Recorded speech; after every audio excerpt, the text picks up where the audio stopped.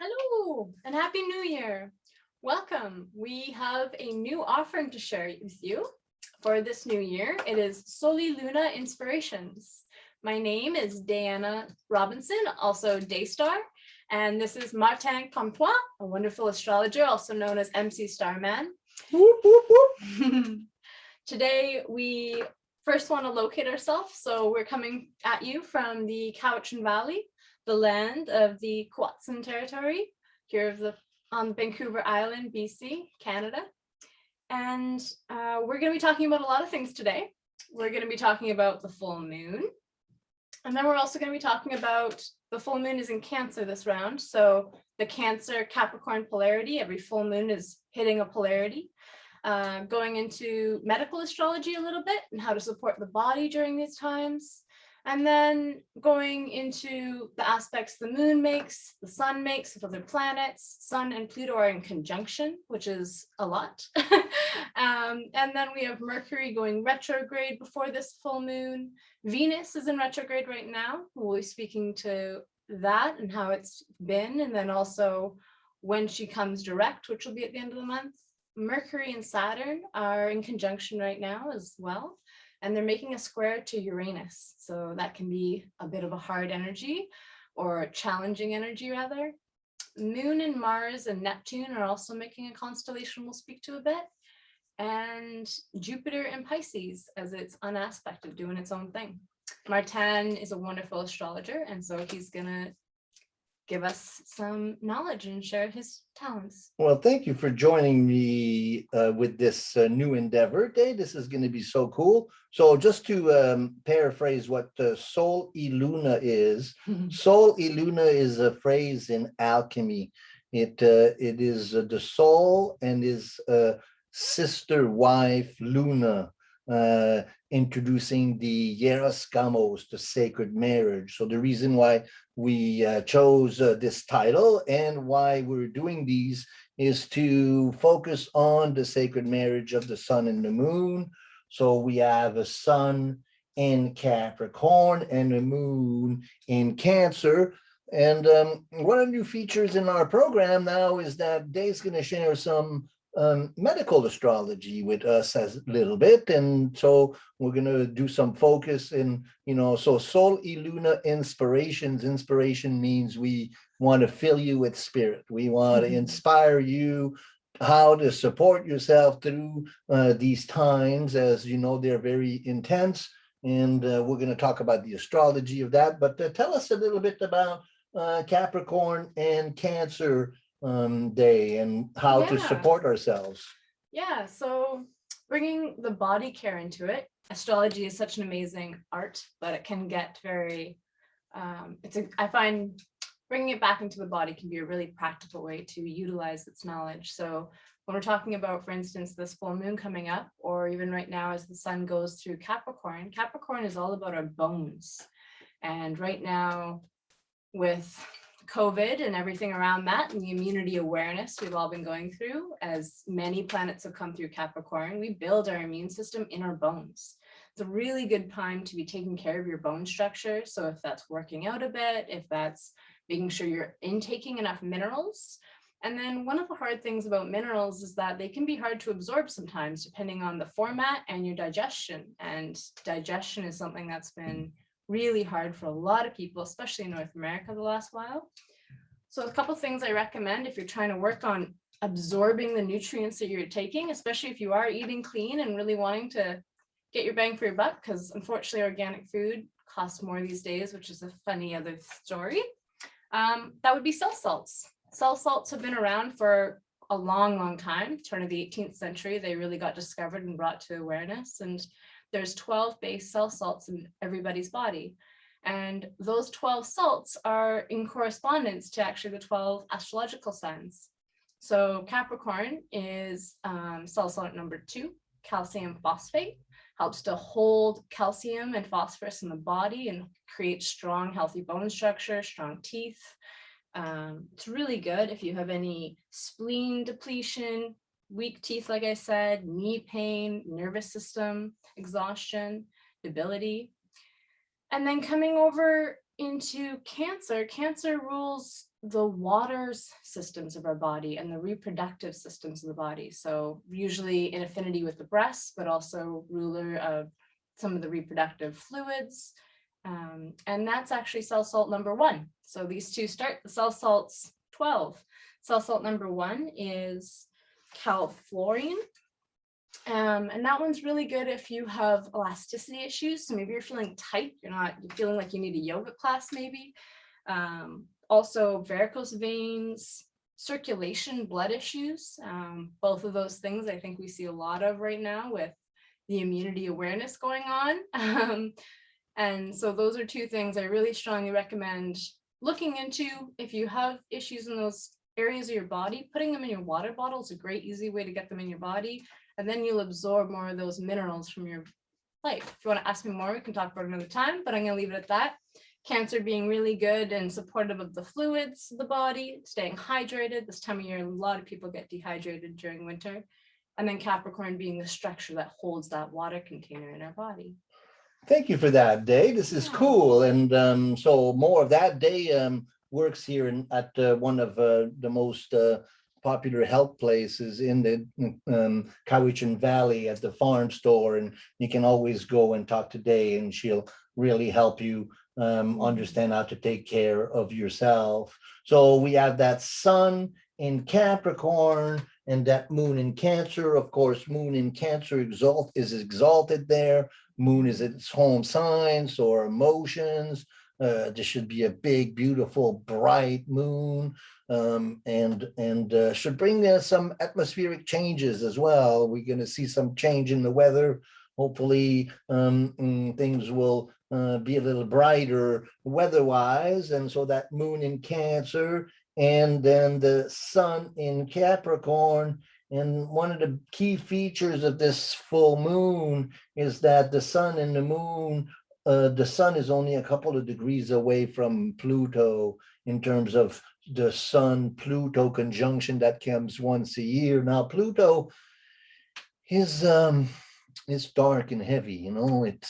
It brings a lot of empowerment with it, but it also forces one to face the shadow. What's the dark part? The dark night of the soul, as we call it. And so sun, Pluto, moon, that's quite a heavy polarity to deal with. And even though we're only a week away from the moon, I think that's been kind of the dominating feeling of the times. And that's also because well, we have 2 retrograde planets. Right before the full moon, we're going to have Mercury turning retrograde. So Mercury is in Aquarius right now in conjunction with Saturn. It will start moving backwards. And then Venus has been moving backwards. So at the beginning of December, Venus came into Capricorn, sped through Capricorn and came into conjunction with Pluto, and then Venus and Pluto were in conjunction for almost 2 weeks throughout the holidays there. And so that Venus-Pluto conjunction was really intense on a lot of folks emotionally. I know I went into a dark cave myself, and so this Pluto mood has been going on with us for a while. And it's the same thing with Mercury. Mercury came and made conjunction with Pluto, went all the way to Saturn. Now it's coming back, and it's going to make another 2 conjunctions to Pluto. So that's really to be noted. And so this dark Pluto period that we've been going through, we're in it for a while longer. As a matter of fact, when Venus will return to where it's going to turn direct again, that's going to come on the 29th. Is that correct? Yes. Yeah. And so on the 29th, Venus will turn direct. And by that time, Mars will have caught up to Venus. So then what we're going to have, and we're going to feel that all winter long, is that Venus and Mars are going to be traveling together very closely. And so that Venus-Mars, conjunction, we're going to follow it through. And what happens is Venus and Mars come together and will be in exact conjunction with Pluto together on March 3rd. So we're going to talk a lot more about that as it goes. But so this Plutonian kind of energy that we've been feeling, we're going to be with it for quite a while longer. Have you been feeling that in your own practice, Day? I have, and when I think of Pluto, I think of transformation. That's the key word that comes up. So it's really been trying to make friends with being okay with transformation, even if I maybe want to stay in my comfy spot, or it's safer, or it's more comfortable. But the more you can, or the more I can make friends with transformation, and that can be something like a conscious breath can transform my whole outlook on my moment, or doing my daily practice transforms my ability to meet the world every day. So it's like we're, part of me also sees us as like little caterpillars coming into this cocoon, and we're becoming a gloopy mess. Reminds me of Cancer again. And then we're gonna, I trust in our unfoldment of it, but it is really a lot to be with right now. Well, you know, facing the shadow is not a popular thing, but That's it's true. essential. Is essential in becoming a better person, you know. And I think 100%. that what we're going through as individuals and as a collective is we're really being asked to become better people. Mhm. And that's really hard, and we'd rather hide and have to face what it is. And sometimes we accept a narrative that really defines, you know, that allows us not to have to face the shadow. Yeah. And we see a lot of that right now. But facing the shadow is super, super important. And with Pluto, there's no avoiding it. And what the alchemists say, I really like what the alchemists say. They say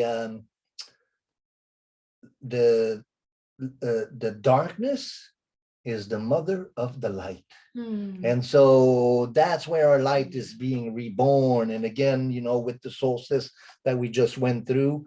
So so we have that sun moon opposition with Pluto.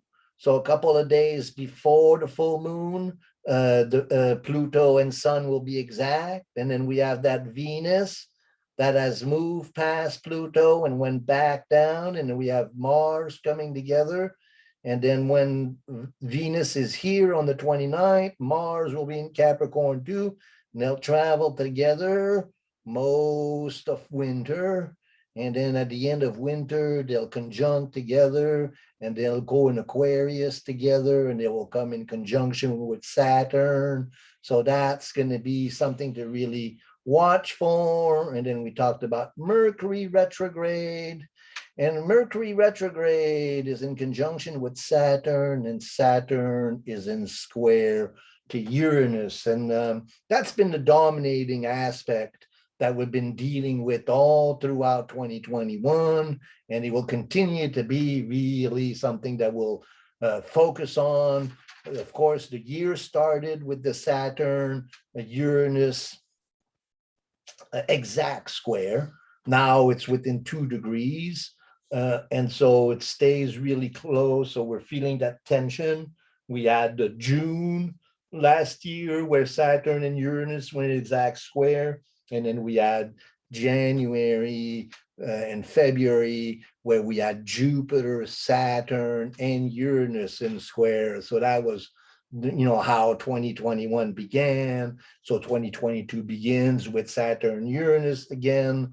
And so that's really responsible. I have a video on the channel about the Saturn Uranus cycle in our times. I recommend that. I'll put a link to that video at the end of this. But that Saturn Uranus thing, you know, learning to live with that. Have you much experience with the Saturn Uranus? How do you feel those planets in terms of medical astrology? In terms of medical astrology,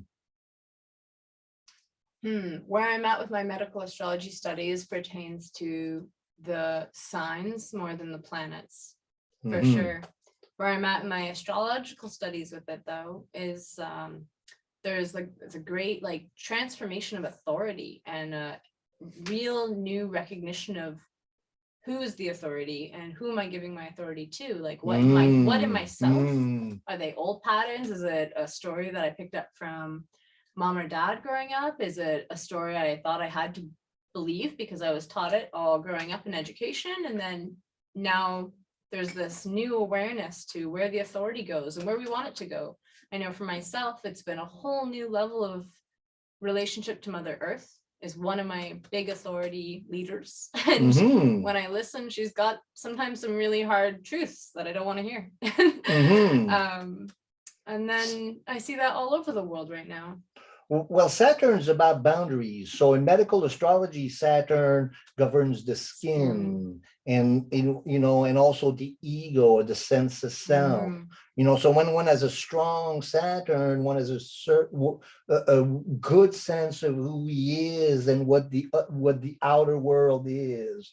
So having a strong Saturn is essential not to be overcome by the collective psychosis. So building a good sense of self, Saturn, good skin protection, having a thick skin in these days, That's neat. The self-salt of Saturn comes back to skin health, for skin issues. And then Capricorn is ruled by Saturn. Exactly. So having real strong boundaries, and this is, Saturn is exalted in Aquarius, and then Uranus in Taurus, the ground is shaking, the ground is shaking. The ground is shaking for a while now, our ground is shaking. So then having a real strong Saturn, but then also psychologically, there's a need for evolution. Uranus and Saturn, we're holding on to old ways, we're holding on to old ways. So every aspect, has a light and a dark, so we have to look at the polarity or the paradox always.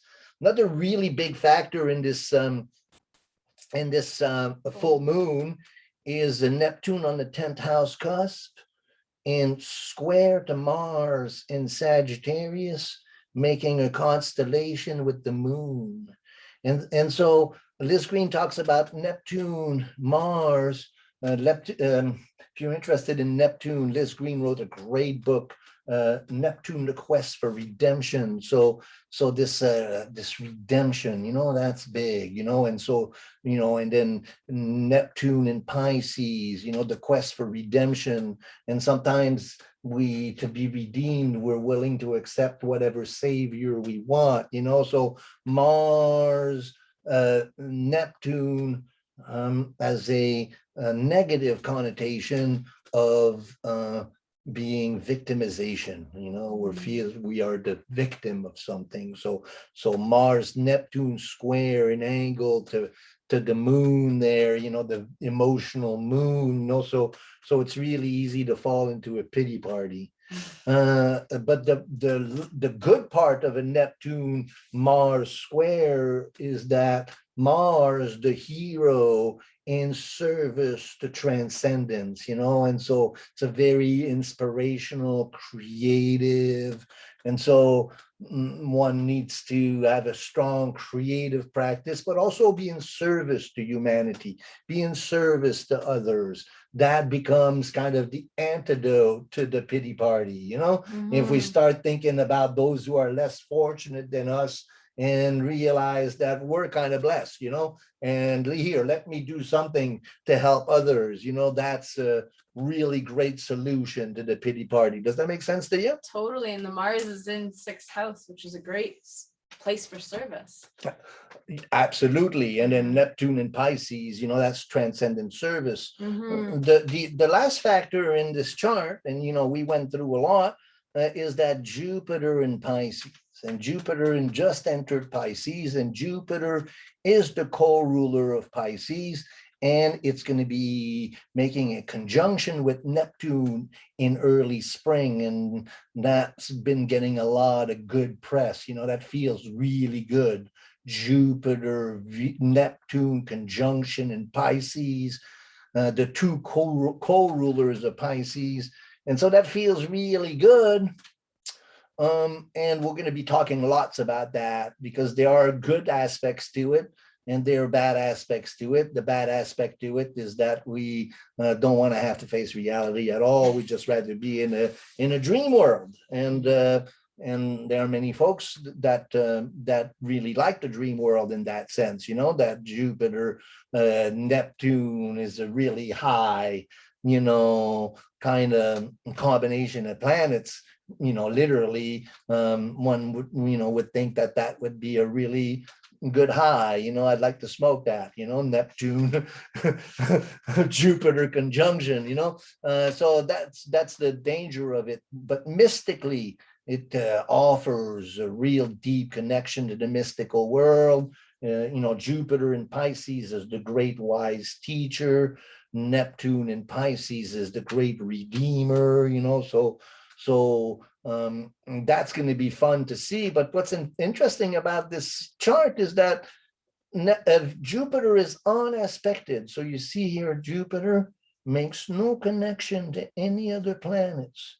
So whenever we have an unaspected planet, it's getting ignored. But Liz Green says that it has a tendency to kick the doors open, to say, well, so then, how are we dealing with this inspiration, or are we really taking advantage of it? Or are we so inspired that we don't realize the challenges that we're facing? And so that is a very interesting paradox that we're all living through. So that's a lot. That is a lot. Yeah. But it's good things to be aware of. Part of this is to keep you inspired. So we're always welcome to comments and feedback. What I kept hearing as we were going through this is also how Cancer is all about the water. And so treat yourself, have a nice, beautiful bath. Let yourself have a few moments for presence with yourself, transformation, or if that's just simply letting go and treating your body. Because it's really important we take care of these vessels as we're here for this wild ride. Well, and there's a lot of water in the chart. Now we have Neptune and Jupiter and the moon. There's also a lot of Earth, but the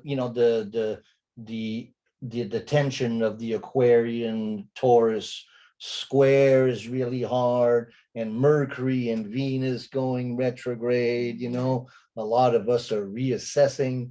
I was thinking of doing a new series called the Astrology of the Great Reset. Actually, that makes me think I'm doing a presentation on the Astrology of the Great Reset. I'm calling it 2022 Deuces are Wild. I'm doing that for the Union Society in the Comox Valley.